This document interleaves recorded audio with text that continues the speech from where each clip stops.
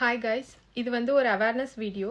இந்த வீடியோ வந்து குப்பை கிடங்கு இல்லை, பாளையம் வளவன்புரம் வழியாக போகக்கூடிய ஆறு.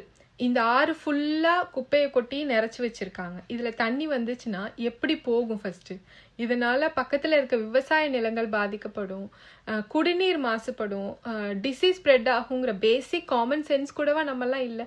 முதல்ல எப்படி அது பக்கத்தில் நம்மளால் வாழ முடியுது? அந்த அந்த துர்நாற்றத்தில் எப்படி நீங்கள்லாம் இருக்கிறீங்க? ஃபஸ்ட்டு எப்போ பார்த்தாலும் நம்ம லோக்கல் அத்தாரிட்டிஸையும் கவர்மெண்ட்டை மட்டுமே குறை சொல்லிட்டு இருக்கோம். ஆனால் அங்கே குப்பையை கொட்டினது பொதுமக்களாகிய நம்ம தானே.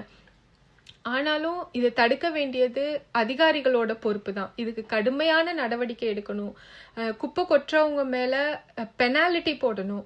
நம்ம எதுக்காகவோ இறங்கி கோஷம் போடுறோம், சாலை மறியல் பண்ணுறோம், எதுக்காகவோ போராட்டம் பண்ணுறோம்.